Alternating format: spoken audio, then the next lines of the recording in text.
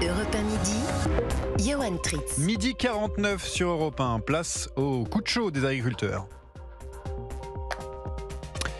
4 départements donc de la vallée du Rhône aujourd'hui en vigilance rouge, des températures au-dessus des 40 degrés. Difficile de travailler dans ces conditions, surtout quand on est constamment dehors. C'est le cas des agriculteurs, je viens de le dire, qui subissent la chaleur, tout comme leur récolte d'ailleurs. Bonjour Pascal Goutenoir.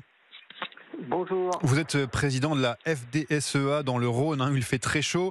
Et cette chaleur intense, je suppose, perturbe totalement le travail des agriculteurs. Donc effectivement, ce qui surprend la chaleur, c'est sa soudaineté. On ne l'attendait pas arriver, on va dire, à la fin de l'été. Et donc, il faut s'adapter, quoi. C'est vrai qu'elle est arrivée très très vite, quoi. Et surtout très tard, parce que ça peut être aussi la difficulté pour vous, agriculteurs, c'est que souvent, quand on arrive, on est presque fin août là, c'est une température un peu plus douce, on va dire, et c'est là où on en profite pour vous, les agriculteurs, pour travailler. Est-ce que je me trompe ? C'est vrai qu'historiquement, les anciennes générations et nous, on disait une fois que le 15 août est passé, on est un peu plus tranquille au niveau de la chaleur. Et ben cette année, il s'avère que c'est totalement le contraire, quoi. Effectivement. Ouais. Et qu'est-ce que ça cause comme dégâts du coup pour vous agriculteurs, parce que cette chaleur, ces températures de plus de 40 degrés, c'est le cas dans le Rhône, ça ne va pas forcément être bon pour la terre. En fait, il y a plusieurs volets. Il y a nos cultures qui, jusqu'à maintenant, étaient raisonnablement acceptables par rapport à l'année dernière. On était content de nos cultures. Et là, c'est vrai qu'en 10 jours, on va dire, le visuel de nos cultures se déplore. Donc, en fait, la récolte du maïs, par exemple, s'accélère alors qu'on prévoyait tranquillement une récolte au mois de septembre. Là, maintenant, tout le monde se dépêche de s'en occuper et de ramasser la culture, quoi. Alors, quelles solutions mettent en place les agriculteurs pour essayer de se battre contre la chaleur ? Alors, on va faire le volet culture. On va dire la clémence de l'été avait laissé les agriculteurs tranquilles au sujet de l'irrigation. Et là, en 15 jours, on a vu tout le monde remettre à fond l'irrigation pour sauver leur récolte. Donc ça, c'est, on va dire, le volet végétal. Et on a le volet animal où on a des problèmes d'abreuvement. Déjà, c'est le plus dramatique. Des sources qui craignent ce coup de chaud, il faut emmener de l'eau aux bêtes. Ça, l'abreuvement, et puis les vaches, elles sont comme nous. Nous, on est mal, elles sont mal. Oui, des difficultés donc culture aussi au niveau bien sûr des élevages pour cette chaleur. Les animaux subissent bien sûr la chaleur tout comme nous. On va demander aussi la solution, peut-être une combine à Jean-Alain qui nous a appelé. Bonjour Jean-Alain. Oui, bonjour. Alors, bonjour vos auditeurs. Vous nous appelez d'où ?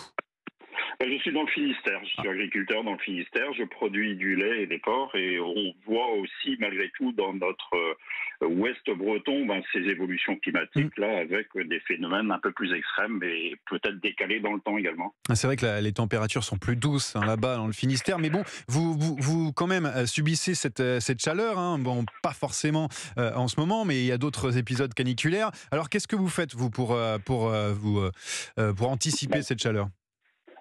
Comme beaucoup d'agriculteurs, on est sur des évolutions permanentes de nos systèmes de production, donc avec des recherches de variétés, par exemple pour les végétaux qui sont mieux adaptés à ces coups de chaleur, des précocités ou tardivités aussi de production qui permettent d'éviter les moments clés du cycle de production, donc liés à ce déficit potentiel d'eau ou au coup de chaleur extrême.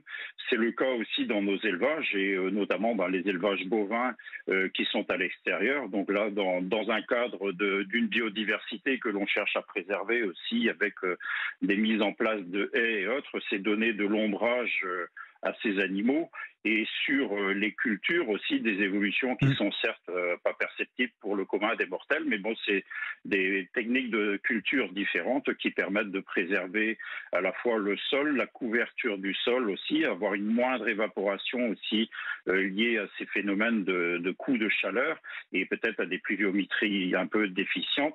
Donc ce sont des choses qui permettent à l'agriculture de s'adapter et des assurances aussi souvent pour la récolte de produits de qualité, puisqu'on est avant tout quand même fournisseur de l'alimentation de nos concitoyens.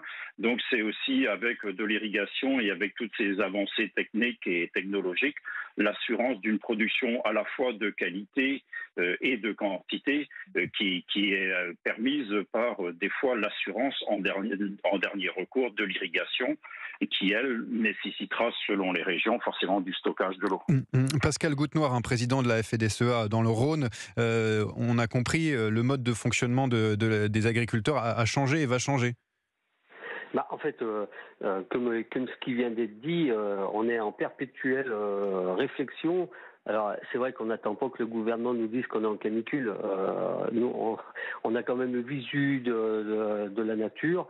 Et on va dire le gros mot qui vient d'être dit, mais je le cautionne aussi, c'est l'irrigation. Sauf que si on ne nous permet pas de sauver nos cultures, on n'arrivera pas à la souveraineté alimentaire.